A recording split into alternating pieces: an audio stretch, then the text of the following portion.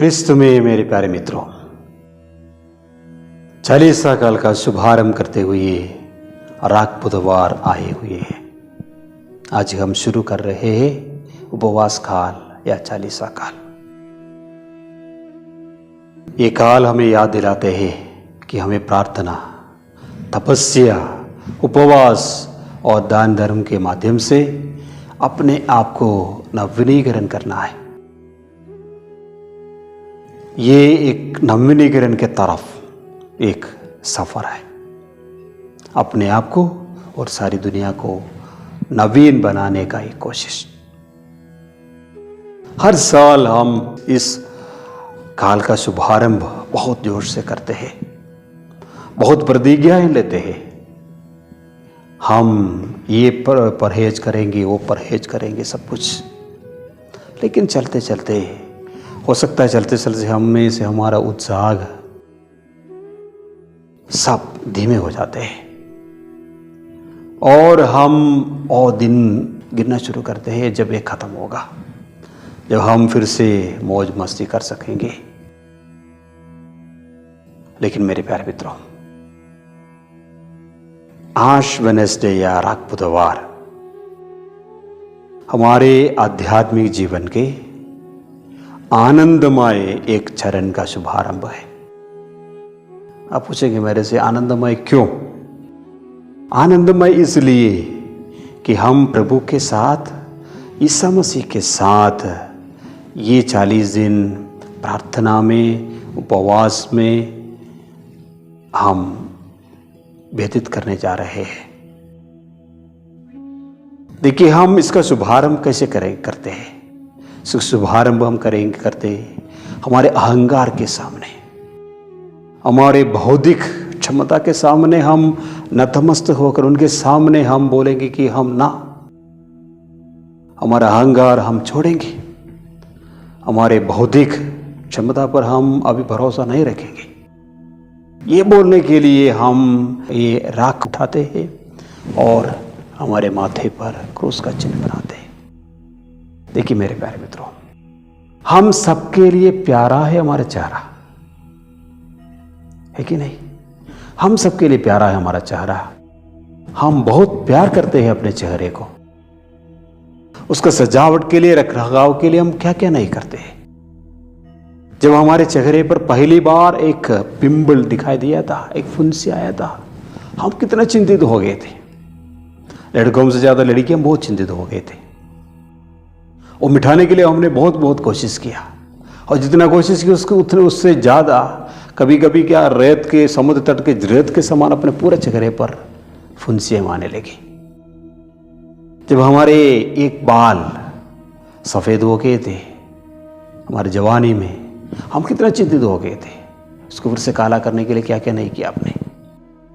चलते चलते पूरा बाल गिरते हुए जब हम टकलू हो गए, तब भी हम कोशिश छोड़ा नहीं, अभी भी कोशिश जारी है। उस चेहरे पर, जिस चेहरे का रखरखाव के लिए, सजावट के लिए हम इतना कोशिश कर, उस चेहरे पर आज के दिन हम क्या कर रहे हैं? आप देखिए, उस चेहरे को आप काला बना रहे हैं। जिस चेहरे को हमेशा हमेशा गोरा बनाए रखना चाहते थे, उस चेहरे को आप काला बना रहे हैं। आपके चेहरे पर बनाए हुए, अभी बनाने जाने वाले क्रूस को देखिए। हो सकता है आपके पल्ली पुरोहित आपके चेहरे पर ऐसा एक क्रूस बना के देंगे जो बिल्कुल बेगर डिजाइन का हो सकता है।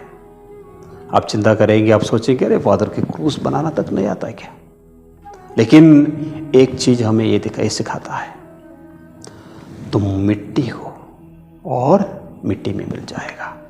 प्रभु का वचन है, तुम मिट्टी हो और मिट्टी में मिल जाएगा। मेरे प्यारे मित्रों, एक क्रूस का चिन्ह जो हम हमारे माथे पर बनाए हैं और बनाने जा रहे हैं, वो हमें सिखाता है कि हमारा मुक्ति का चिन्ह, एकमात्र चिन्ह क्रूस है।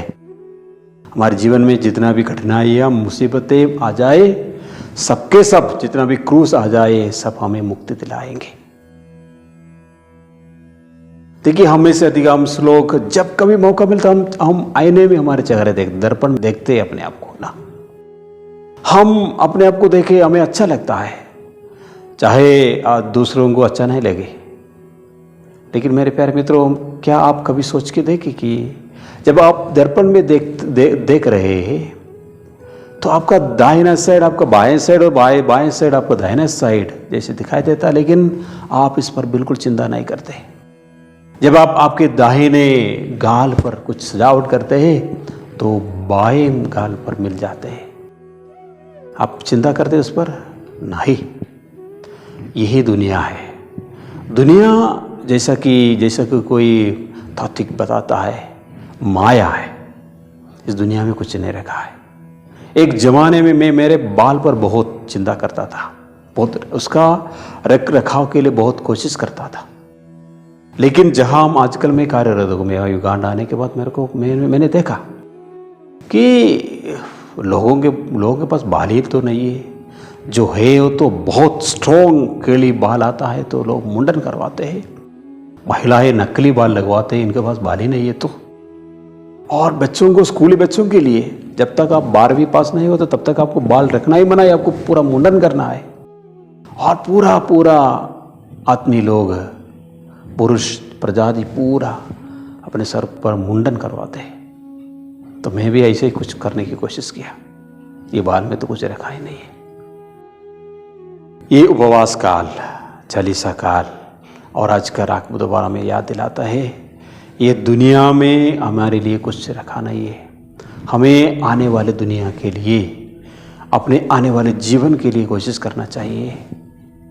तो आज से हम शुरू करेंगे प्रभु यीशु मसीह के साथ, जिन्होंने 40 दिन 40 रात उपवास किया, उनके साथ मिलकर, उनके साथ उपवास, उनके साथ रहने की कोशिश करते हैं। इसलिए इसको उपवास काल बोलते हैं।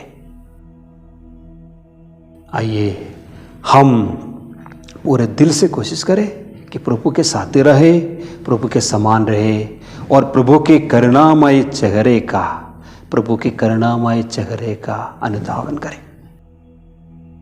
प्रभु का करुणा का अंश बन जाए। बहुत से लोग खान पान की परहेज करते हैं इस समय पर, लेकिन मेरे प्यारे मित्रों, मैं आपसे कहना चाहूँगा, आप गपशप से दूर रहिए, गॉसिपिंग से दूर रहिए, आप आलस्य से दूर रहिए, आप धिक्कार से, रोष से, कोप से दूर रहिए। आप चैरिटी या परोपकार अपनाने की कोशिश कीजिए।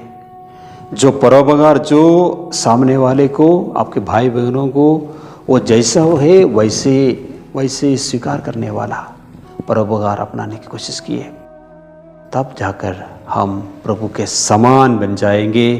तब जाकर हम बोल सकेंगे कि हम उपवास काल में हैं, हम उनके साथ हैं। आइए जोश के साथ हम इस उपवास काल का शुरुआत करें आज का दिन, और इसी जोश को और जोश बनाते हुए पूरा 40 दिन प्रभु के साथ रहे, ताकि हम पुनरुत्थित मसीह के साथ एक नया जीवन बिताने के योग्य बन जाए। आप सबों को आज के दिन के और इस उपवास काल के हार्दिक हार्दिक शुभकामनाएं पिता, पुत्र, पवित्र आत्मा के नाम पर। आमीन। सबको जय यीशु।